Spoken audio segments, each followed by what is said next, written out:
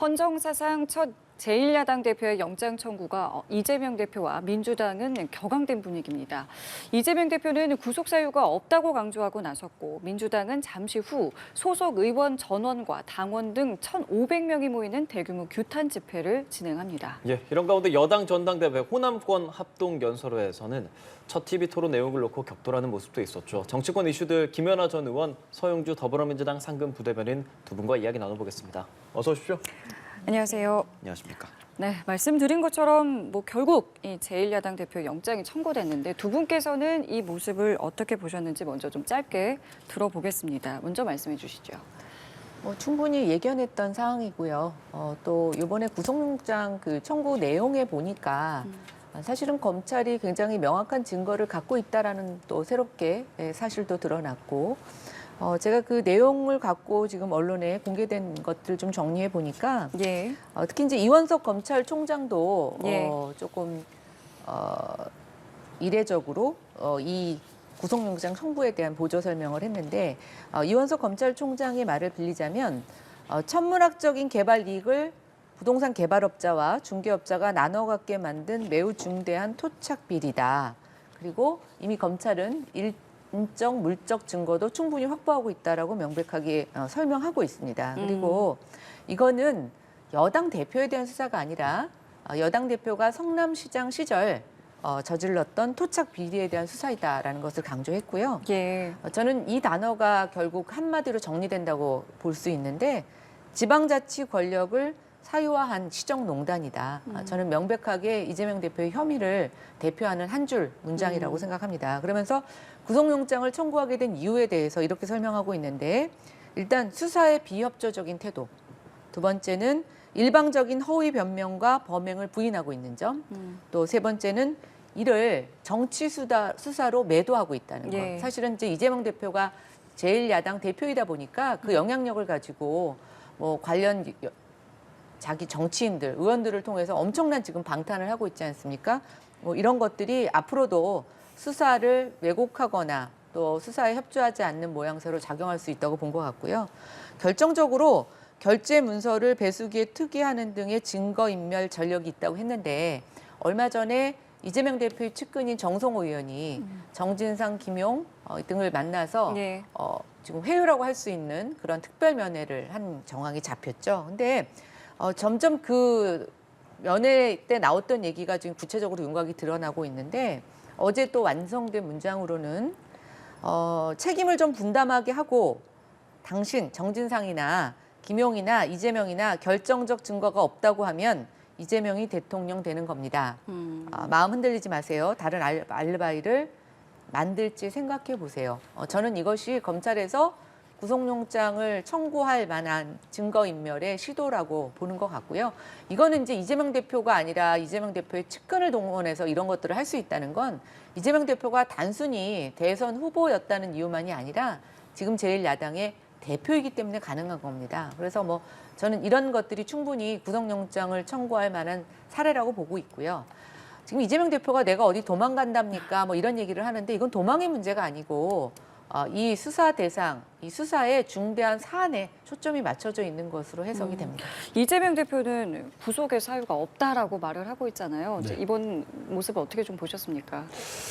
이번에 검찰의 구속영장 청구를 보면서 참 이게 이 나라가 어떻게 돌아가지라는 생각이 들었어요. 그전까지는 어떤 검찰이 본인들이 주장하는 정당한 사법권을 지금 집행하고 있다라고 한 1000번 양보해서 그렇게 생각을 했지만 이번에 구속영장 청구, 헌정사상 처음으로 제1야당 대표에 대한 청구는요. 너무나 모든 게 100% 정치적입니다. 아까 말씀하셨듯이 정성호 의원의 특별면회가 최근에 검찰 발로 흘러나왔습니다. 예. 이게 뭡니까? 회유와 증거인멸을 했다는 식으로 흘리고 나서요. 저도 예측을 했어요. 이 언론에 검찰이 흘린 거는 틀림없이 이번에 구속영장에 적시가 될 것이다 했는데 적시가 됐습니다. 그 내용이요. 증거인멸의 시도가 있다. 근데 저는 보면 검찰이 오죽 청구할 근거가 없으면 이런까지 언론의 막판에 흘려가지고 가겠습니까? 저는 이런 부분을 보면서 야, 이 검찰 큰일 났다. 저는 이재명 대표, 제1야당 대표에 대한 구속영장 청구는 이 윤석열 정부의 검찰이요. 신가택연금을 하고 있다라고 저는 봅니다. 무엇이냐? 검찰 권력을 통해서 방탄 프레임을 이끌어내고요. 이 방탄 연금을 하는 것이죠. 그래서 정치적인 활동 못하게끔 만들어버린 거예요. 그래서 이런 구도적인 상황들은 이 나라를 불행하게 만드는 것이고 정말 민생 다 내팽개치고 정적인 제1야당 대표에 대한 오로지 이 사람을 가둬놓겠다 정치적으로 여기에만 혈안이 돼 있다고 보는 사안입니다. 그리고 좀 구체적으로 들어가면 검찰총장도 이런 얘기를 했어요. 뭐 말하자면 증거, 인적 물적 증거가 넘쳐난다. 예. 그 얘기를 했습니다. 그런데 구속영장의 페이지가 170쪽이 넘습니다. 웬만한 단행본 소설 두께입니다. 그러니까 검찰이요. 명백한 증거와 팩트가 있으면 구속영장 한 30장 내에 정확하게 육하원칙이 있어서 이래 하기 때문에 구속의 사유가 명백하다고 법원에다가 그걸 해서 구속에 대한 필요성을 강조하면 됩니다. 왜 170쪽이나 썼을까요? 내용이 없습니다. 내용을 장황하게 늘어놓은 것뿐입니다. 그다음에 검찰총장 이현수 검찰총장의 말이 바꿔지는 게 있어요. 언론에는 일반인들과 같은 기준에서의 구속영장을 청구했다라고 얘기를 해놓고 나선 구속영장 내에는 어떻게 된 줄 압니까? 야당 대표이기 때문에 영향력이 있기 때문에 구속영장을 한다. 앞뒤가 다 달라요. 그다음 보십시오. 이 검찰이 정말로 이 어떤 사안에 대해서 유무죄를 가린다 하면 예. 구속영장 이거 국회에 체포동의안 되면 부결될 거 뻔히 알고 나서 압니다. 예. 부결되죠. 100% 됩니다. 되는데 이거라는 검찰이 왜 구속영장을 170쪽이나 청구를 했을까요? 이거는 단지 정치적 의도, 국회에서의 방탄 장사를 하기 위한 검찰의 어떤 누군가에 의한 지시가 있지 않고서는 이룰 수 없다. 최근에 대통령실이 굉장히 어려운 아주 말하자면 곤란한 얘기를 했었습니다. 이재명 대표에 대한 영장 청구 한 번에 안 끝난다. 이런 발언이 보도가 됩니다. 그러면 수사지를 누가 하고 있을까요? 대통령실이 하나요? 이런 오해까지 나오면서 일사불란하게 검찰이 움직인다. 그리고 내용을 보면 제일 중요한 거는 두 가지만 짚겠습니다. 대장동권에 대해서 지금 제일 처음에 유동규에 대해서 621억을 그 말하자면 대장동 일당에게 했는데 그거를 7배를 해서 4천여 대가 됩니다. 그런데 당시 2020년 7월 16일을 보면 대법원 판결에 대법원에서 이재명 성남시장이 당시에 성남시로 가져온 걸 5,500대로 인정을 해줍니다. 그러면 검찰이 대법원 판결 자체도 무시해버리고 영장에 그 내용을 청구했다? 이 자체도 맞지가 않아요. 그렇지 않습니까? 이런 부분들. 그다음에 그렇게 이재명 대표가 돈에 대장동과 관계에 있어서 그 브릿지 역할을 하는 428억 천화동인 1호의 예. 돈 예. 입증 못했습니다. 그럼에도 불구하고 영향력 있는 야당 대표니까 구속영장을 청구한다. 이거는 명백하게 이제는 검찰이 발톱을 드러내고 검찰 독재 시대로 간다라고 표현할 수밖에 없습니다. 예, 어제 이재명 대표도 긴급 최고위원 회의에서 단 한 점의 부정 행위를 한 바 없고 부정한 돈 한 푼 취한 바 없습니다라는 입장을 발표했고 민주당 이제 그 검찰 규탄 대회 국회에서 연다고 알려져 있습니다. 잠시 후 열거나 지금 이제 막 시작한 것 정도로 예상이 되는 상황인데 민주당이 뭐 당장 장외 집회에 나서는 건 아니지만 이렇게 규탄 대회 여는 이런 반응에 대해서는 어떤 생각하십니까? 참 국민의 한 사람으로서는 참담합니다. 지금 경제가 얼마나 어려운데 민생을 외치면서 결국은 당대표 방탄에 저렇게 많은 의원들과 정치인들, 물건은 이제 보좌진들까지 오라고 얘기를 했더라고요. 지금이 그럴 땐가라는 생각이 들고요. 저는 이제 아까 서부 대변인은 성남시에 계셨던 것도 아니고 그런데도 굉장히 상세하게 지금 저렇게 변명 내지는 반론을 하시잖아요. 이재명 대표는 성남시장을 하셨고 본인이 변호사입니다. 저렇게 본인이 떳떳하면 구속영장 실질심사에 본인이 자진해서 출두하시면 되잖아요. 2018년에 권성동 의원이 그렇게 했었습니다. 본인도 그렇게 하시면 되지. 저는 뭐 그렇게 간단한 일을 저렇게 사람을 동원하고 시간을 끌고 요란스럽게 저렇게 하시는지 저는 정말 이해가 되지 않습니다. 아니 제 옆에 제3자도 그걸 설명을 하는데 본인이 가서 그걸 설명하지 못할 이유가 뭐가 있습니까? 저는 정말 모르겠고요. 뭐 아까 서부 대변인 대통령실에서 부적절한 발언을 했다고 했는데 이재명 대표의 구속영장이 이번에 한 번으로 끝나지 않을 거라는 거는 이번에 구속을 못해서 계속한다는 게 아니라 혐의가 차고 넘치기 때문에 앞으로도 나올 게 많다는 겁니다. 그거는 대통령이 아니고 대통령실이 아니고 일반 삼척동자도 다 압니다. 지금 얼마나 많은 혐의에 연루되어 있습니까? 그거 지금 당장 다음 달에 재판 2개, 기소 몇 개 올릴 거 다 아는데 그걸 무슨 대통령실이 수사지휘를 한다고 그렇게 진짜 소설을 쓰십니까? 저는 이 정치적 상상력이 너무 과하셔서 이제 본인이 정치 보복을 받는다, 뭐 방탄의 프레임을 세우고 한다라고 하는 이 정치적 상상력이 이제 도를 넘어서 진짜 상상의 나래가 끝을 모르고 가고 있는데요. 지금 현실은 너무 차갑고 경제가 어렵습니다. 빨리 민주당 당대표 성남 시절에 이루어진 이 시정농단 개인의 문제로 끝내시고 민주당은 다시 국회로 돌아와서 국정에 협조하고 민생을 생각하시기 바랍니다. 예. 좀 팩트 체크를 하나 해야 되는 게 권선동 의원이 영장실질심사에 임했다는 것은 그건 조금 그냥 단편적인 얘기고요. 권선동 의원이 영장실질심사에 나가겠다고 47일 만에 나섭니다. 47일이요. 당시의 내용을 보면 여야가 임시회를 열어놓고요. 한 번도 본회의를 열지 않습니다. 그거를 권선동 의원이 기사를 보면 나와 있어요. 양쪽이 요청합니다. 열지 말아달라. 그리고 나서 나중에 영장실질심사를 받긴 받았지만 그건 47일이고요. 국회에 올라온 체포동의안은 폐기가 됩니다. 안건 자체가 그거하고 무관한 거예요. 이미 정치적으로 권선동 의원 자체는 그거를 이용했던 분이고, 그리고 권선동 의원하고 어떻게 이재명 대표하고 비교를 합니까? 제1야당 대표하고 국회의원하고 같습니까? 지금 검찰이 정확하게 얘기하면 불구속 수사 원칙에 대해서 할 수 있습니다. 그런데 왜 제1야당 대표를 인질 사법을 악용을 해서 어떻게 인신을 구속시켜서 야당을 파회하려는 그런 의도가 아니고서는 왜 구속영장을 청구하죠? 아무리 상당한 범죄가 있다 하더라도 상당한 범죄라는 건 죄질이 높기 때문에 도망갈 우려가 있기 때문에 이게 연결이 되는 거예요, 도주 우려하고요. 예. 근데 제1야당 대표는 도망가지 않지요.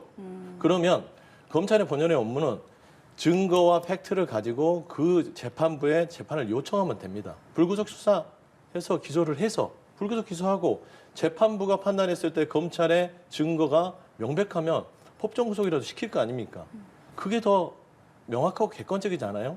그런데 이미 체포동의안 부분들이 부결될 걸 알면서도 이렇게 계속해서 밀어붙이고 또 하겠다. 그리고 그 정성호 의원 것까지 그 아주 타임테이블까지 잘 맞춰가면서 각본대로 움직이는 걸 보면서 야, 이거 너무하다라는 생각이 좀 들더라고요. 근데 체포동의안 부결되는 거 맞습니까? 저는 그렇게 봅니다. 왜냐하면 이거는 제가 봐서는 너무 검찰이 과유불급이에요. 과합니다. 보통 과잉이라고 하죠.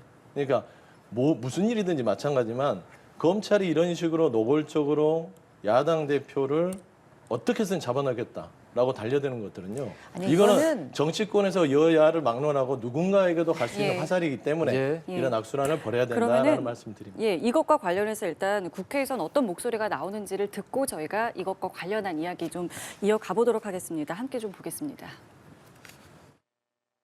제가 생각할 때는 이탈표가 5표 이내 나올 것 같습니다. 그런데 지금 현재 야당 탄압 국면에서 이재명 대표를 지켜야 된다는 동의가 우리 민주당 내에서 비등한 시점에서 이탈되는 사람들은 역사의 죄인으로 낙인 찍게 될 겁니다. 곧 국회 본회의에 이재명 대표 체포 동의안이 상정될 것으로 알려지고 있습니다. 저 역시 민주당 의원들에게도 진심으로 촉구합니다. 국회의원 윤리 강령에 따라 양심껏 표결합시다. 21대 국회가 헌정사의 양심을 저버린 죄인으로 기록되지 말도록 합시다. 네, 국회 내 목소리도 들어봤고 서영주 부대변님의 이야기도 들어봤는데 어떻게 좀 보고 계십니까? 저는 국회의원은 각각의 독립적인 헌법 기관이죠. 예. 체포동의안에 대해서 자유적으로 자기가 투표할 수 있습니다. 근데 저 안민석 의원의 저 이야기를 보세요. 만약에 여기 체포동의안에 찬성하게 되면 역사의 죄인으로 남는다. 저는 저건 동료 의원들에 대한 협박이라고 생각합니다. 왜 그렇게 해야 되죠? 그리고 다시 한번 말씀드리지만 이재명 대표 한 사람 그 당대표 그만두고 개인이 수사받으면 개인의 비리로 끝날 일이고 또 억울한 일이 있다면 그것으로 회복되면 시간이 아까 말씀하셨는데 그러면 47일이 모자라서 지금 구속영장 실질심사에 못 가신다는 거예요. 그러면 47일 드리겠습니다. 그렇게 그냥 정정당당하게 나서시면 될 일을 지금 169석의 민주당 의원과 국회를 등입고 온통 대한민국을 지금 이재명 이 시정농단의 블랙홀로 몰고 가는 것, 이게 제1야당이 해야 될 일인지 잘 모르겠습니다. 그리고 지금 자신하시는데요. 체포동의안 이번 대장동 사건 말고 앞으로 성남 FC부터 시작해서 쌍방울 사건까지 줄줄이 올 겁니다, 국회에. 이번에 성남 FC가 포함이 되어 있죠. 아니 근데 이거 말고도 지금 이제 앞으로 이재명 있을 대표가 수사들에서. 지금 이것에 대해서 배임 횡령이 있지만 직접적으로 지금 경제적 이득이 있다고 하는 건 이재명 대표 말대로 아직은 적시되지 않았습니다. 증거들이 나올 때마다 구속영장이 올 텐데 저는 구속영장이 청구해서 국회에 올 때마다 이탈표가 늘어날 거라고 생각합니다. 그리고 지금 의원들이 사실은 자기의 목소리를 내지 못하는 건 안민석 의원이 얘기한 것처럼 엄청난 협박을 하고 있고 그 협박 속에는 내년 총선에 대한 공천권이 암암리에 작용을 하고 있는 겁니다. 무슨 김정은 북한 독재 국가도 아니고 당대표 범죄에 대해서 말 한마디도 못하게 하는 이런 독재 권력이 도대체 어디 있는지, 그리고 결국 그러한 독재 권력을 남용하는 당대표의 권한이 과연 내년 총선에서 민심의 어떤 심판을 받을지 겁나지 않는지 잘 모르겠습니다. 하여튼 저는 이탈표 이번에는 없을 수 있다고 생각이 됩니다. 그러나 그것도 우리가 완전히 안심할 수는 없고 민주당 내에서 합리적으로 양심을 갖고 있는 의원들은 자기 목소리를 낼 거라고 생각이 됩니다. 예, 이탈표가 없을지 그리고 이탈표가 나오든 안 나오든 그런 부분에 대해서 일종의 협박이다라고 말하는 김연아 의원에 대한 생각까지 좀 여쭤보겠습니다. 그러니까요. 저도 한 달 반 정도 그 독재 세력을 한번 경험을 했어요. 용산이더라고요. 국민의힘 전당대회를 보면서 말 한마디도 못하게 하더라고요. 말 토달면은 다 잘라내고. 이게 바로 독재의 말하자면 협박입니다, 협박. 이런 걸 협박이라고 하는 거예요. 힘 있는 사람이 힘 없는 사람을 따르게끔 만드는 걸 협박이라 하는데 안민석 의원이 무슨 힘이 있는지는 모르겠어요. 당내에서.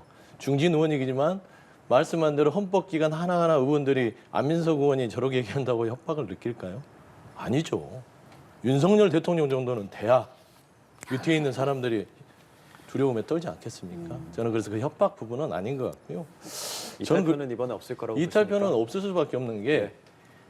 영장도 그렇고 이 범죄 혐의에 대한 검찰의 내용들도 보면 저도 한 150페이지 정도를 이렇게 주요 부분만 읽어봤습니다. 그런데 첫 번째 보면 대장동 부분의 혐의도 이재명 대표가 돈을 받은 걸 입증은 하나도 없어요.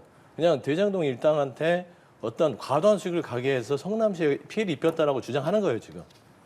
검찰은. 하나도 입증이 없습니다. 이재명 대표가 10원 한 장 받은 걸 입증을 못했어요. 두 번째, 성남FC. 이것도 정치적 이득을 얻기 위해서 광고비를 받아왔다. 그게 어떤 외압이나 특혜가 있었다는 것인데 이것도 이재명 대표가 정치적 이득이라는 것뿐이지 금전적 이득을 10원 한 장 받은 게 없어요. 두 개 다 봤을 때 이게 뭘까요? 대장동 부분도 보면은 한 지자체장이 민간 그냥 시행으로 하면 그 민간 시행업자가 1조 원을 만약에 벌어간다 봅시다. 그러면 1조 원을 벌어가는데 그냥 잘 벌어가세요 하고 기부채 하나 받습니다. 근데 이재명 시장은 당시에 공공으로 하려고 했는데 새누리당이 반대해서 공공민간 갔잖아요. 그래서 조금이라도 확정이익을 가져온 거예요. 조금 뜯어왔어요. 그런데 더 많이 못 가져왔다 이거예요. 이게 말이 됩니까? 심지어 그 액수 자체도 검찰은 대법원이 인정한 5,500억이 아니라 1,830억이라고 과소해서 주장을 하는 바입니다, 지금. 이런 것들을 보는데 솔직히 오랫동안 의정활동을 하고 여러 가지 법률적 지식이 있는 분들이 보더라도 이거는 검찰이 과도하게 야당 대표에 대해서 공격하고 정치적으로 가두기 위한 네. 하나의 프레임이다. 그렇기 때문에 부결이요. 저는 자신합니다. 안민석 의원은 5석이라 하지만요. 예. 한 표도 안 나올 것이다. 저는 그래 보고 있습니다. 근데 저는 예. 민주당 의원들이 지금 서 부대변인만 그러신지 모르겠지만 좀 착각하고 있는 것 같아요. 검찰이 지금 기소한 건 이재명 대표가 사적으로 돈을 얼마 받아서 기소한 게 아닙니다. 본인의 시장 권위를 갖고 권한을 갖고 일종의 인허가 장사를 해서 민간업체에게 엄청난 부를 안겨줬다라고 하는 그 배임 혐의입니다. 실제로 돈을 받은 게 있다면 나중에 더 가중처벌을 받을 거예요. 왜? 지금 그 얘기를 하는데 나는 한 푼도 받은 게 없다라고 해서 이상하게 교묘하게 피해 나가십니까? 그리고 검찰은 도주 우려 때문에 구속영장을 청구하는 네. 게 아니에요. 네. 그러니까 증거인멸과 이 사안의 중대성. 그래서 지금 돈을 받지는 않았지만 이 배임 혐의만 갖고도 검찰의 주장은 10년이 넘는 장기의 형을 구형해야 된다라고 주장하고 있는 겁니다.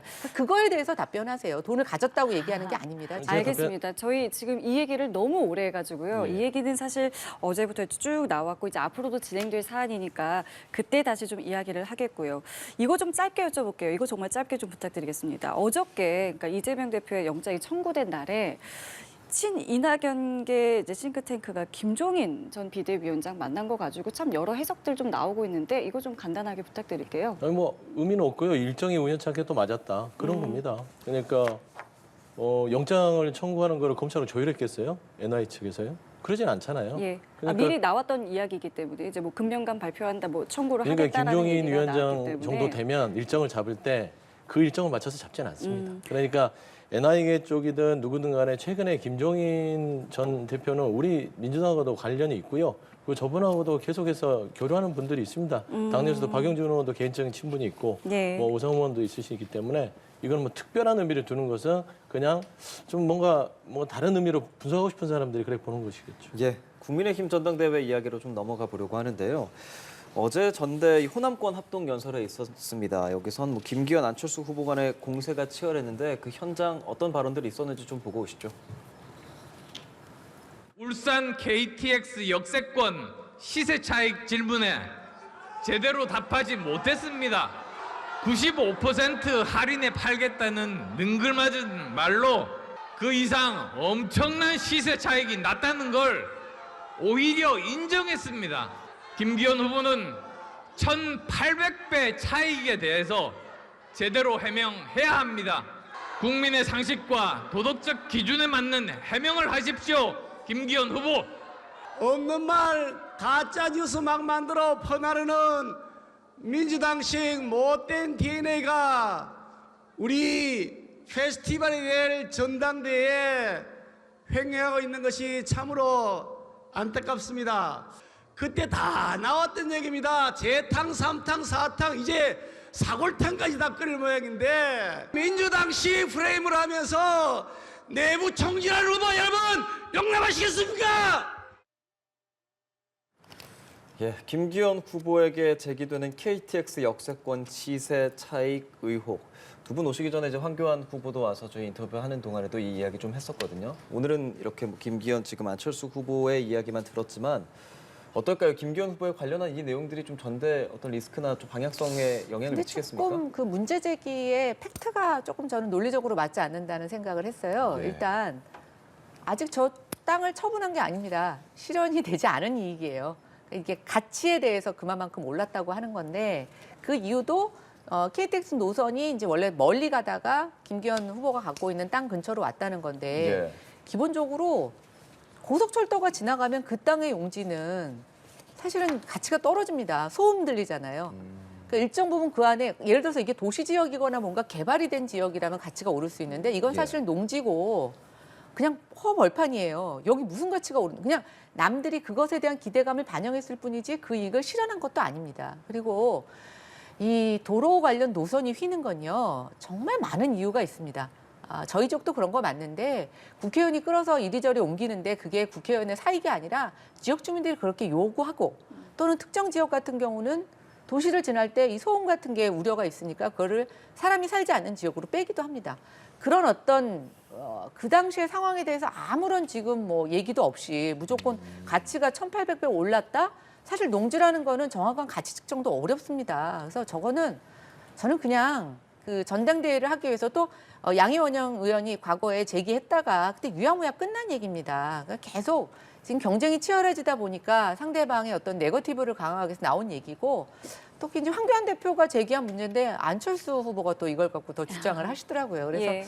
두 분 간의 좀 경쟁이 굉장히 치열해서 나오는 그런 이야기로 저는 해석이 됐습니다. 예, 일단 김기현 의원 같은 경우 이제 선관위의 엄중 조치를 이제 요구한다고 하는데 글쎄요, 뭐 어떤 분께서는 이제 다음 이제 그러니까 남은 시간 동안에 특별한 변수는 없을 것이다라고 그래요. 특별한 이슈도 없을 것이다라고 했는데 이게 좀 어떤 전대 리스크가 좀 될 거라고 보시는지요?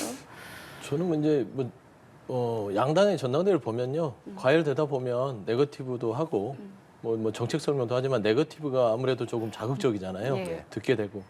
뭐 김기현 의원에 대한 그 KTX 부지에 대한 시세 차익 부분들은 오랫동안 얘기도 돼 있었고 그리고 지금도 진행 중인 걸로 알고 있습니다. 그 부분이 아직 마치지는 않았어요. 근데 이제 제가 국민의힘의 전당대회에 영향을 미칠 만한 발언을 할 필요는 없을 것 같고요.